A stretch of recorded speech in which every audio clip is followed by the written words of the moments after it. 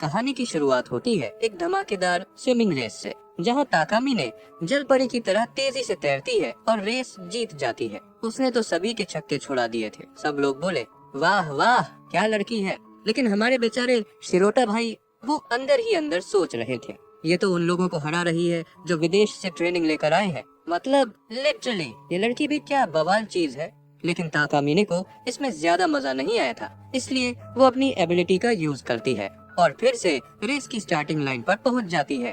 और इस बार तो वो उल्टा तैरने लगती है। शिरोटा तो भाई उसकी तैराकी नहीं बल्कि उसकी बॉडी देख के अपनी आंखें सेकने लगता है। क्या बॉडी है, क्या शेप है, पूरा प्रैक्टिकल चल रहा था उसके दिमाग में। रेस जीतने के बाद ताकामिने शिरोटा से पूछती है, तुमने मुझसे ये नहीं पूछा कि मैंने फिर से अपनी एबिलिटी क्यों यूज की। शिरोटा बोला, ओह मैं तो भूल ही गया था।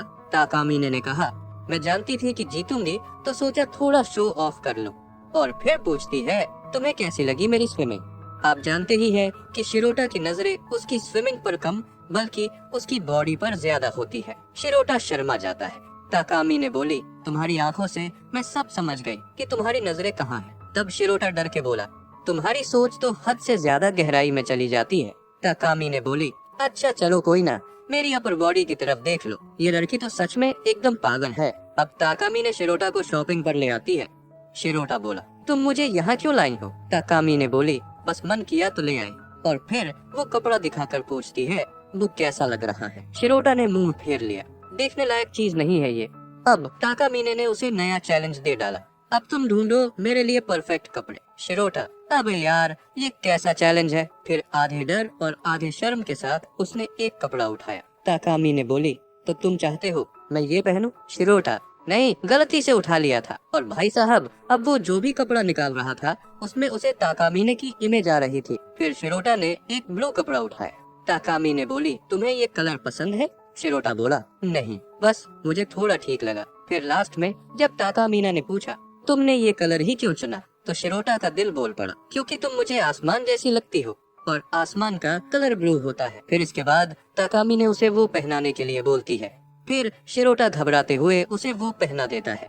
इसके बाद वो दोनों बाहर आ जाते हैं। तभी अचानक ताकामिने उसे एक खोपचे में लेती है। शिरोटा तो घबरा गया, मुझसे कोई गलती हो गई क्या। ताकामिने मुस्कुरा रही थी और बोली, अगली बार भी तुम ही चलोगे मेरे साथ शॉपिंग पे। अगले दिन शिरोटा को कोल्ड हो जाता है। स्कूल से जाते समय गिरने ही वाला होता है। तभी ताकामिने आ जाती है और बोलती है, तुम ठीक तो हो ना। और फिर उसे ले जाती है उसके घर देखकर बोली, छोटा है पर क्यूट है। फिर खोल लेती है लैपटॉप और ढूंढती है, कहीं तुमने कुछ सीक्रेट चीज तो नहीं छुपा रखी। शिरोटा बोला, तू यहाँ जासूसी करने आई है क्या। ताकामिने बोली, तू मेरा स्लेव है इसलिए तुम्हारी हर चीज चेक करना जरूरी है।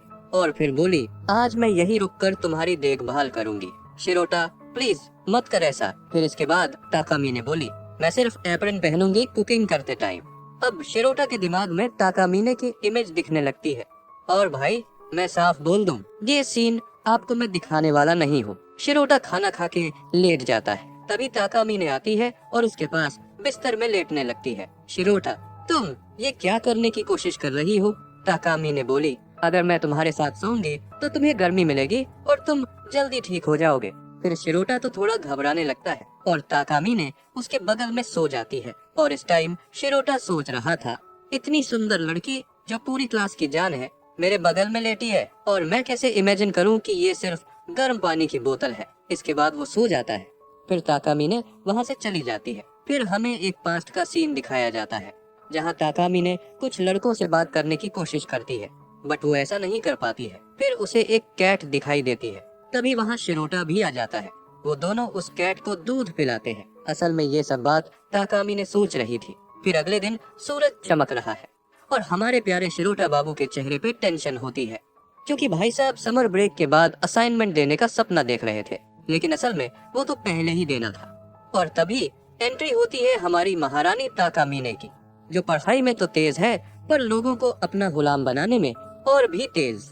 बोलती है, तूने असाइनमेंट नहीं किया, कोई बात नहीं, लंच के बाद मदद कर दूंगी, लेकिन तू मेरे सामने डॉग की तरह भाव भाव करेगा। शिरोटा, बहन मैं गुलाम हूँ, बावला नहीं। खैर जैसे तैसे शिरोटा असाइनमेंट में लग जाता है और सोचता है ताकामिने तो एबिलिटी इतनी बार यूज करती है जैसे घर पे मिक्सर चालू कर रखा हो।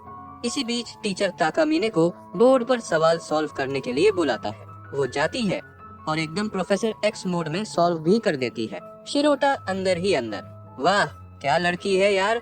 लेकिन रुको, टीचर उससे टकरा गया। अब तो ये पक्का अपनी एबिलिटी यूज करेगी, पर नहीं, हमारी मैडम खुद को रोक लेती है।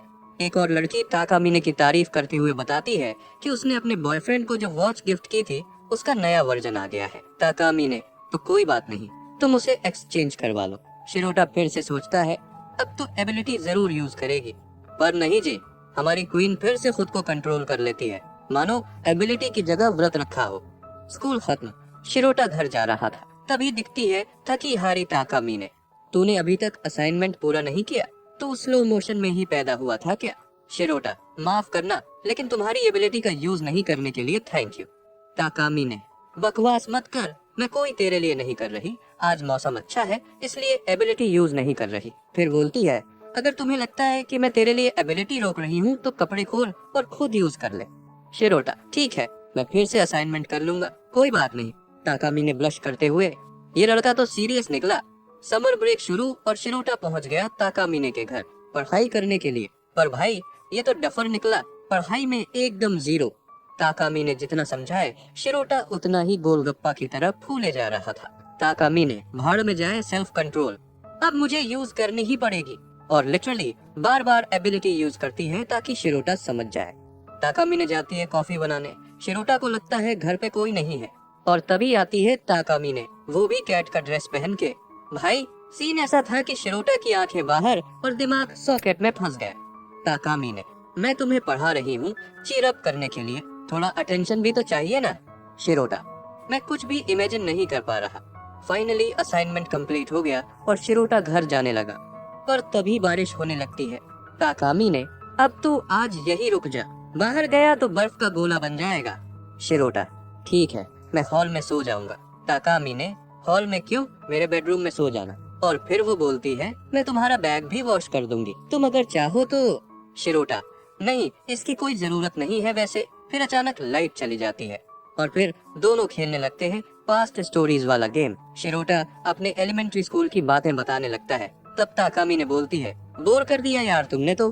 फिर गुस्से में पूरी बोतल पानी पी जाती है और शिरोटा सोचता है भाई इसका मूड तो लगता है खराब हो गया है।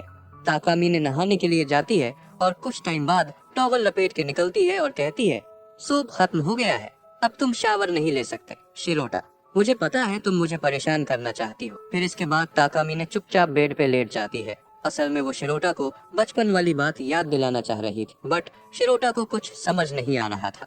फिर उसे एक पुरानी कहानी याद आती है, बारिश, छाता और एक प्यारी सी लड़की जो एक बिल्ली का ख्याल रखती थी। ताकामिने, अच्छा बताओ, अगर वो लड़की फिर मिल जाए तो। शिरोटा, क्या तुम उसे जानती हो? और तभी बिजली कड़कने लगती है। डर के मारे ताकामिने का टॉवल गिर जाता है और वो शिरोटा के चिपक जाती है। तभी शिरोटा उसे बताता है कि उसने कुछ नहीं पहना है। इसके बाद ताकामिने शर्माने लगती है और कहती है तुम्हें ये सब कुछ भूलना होगा, मुझे अब अपनी एबिलिटी यूज करनी पड़ेगी। फिर शिरोटा कहता है लेकिन मुझ पर तो तुम्हारी एबिलिटी कोई काम ही नहीं करती। और फिर इसी के साथ ये एपिसोड यही खत्म हो जाता है। मिलते हैं अगले एपिसोड में, तब तक के लिए गुड बाय।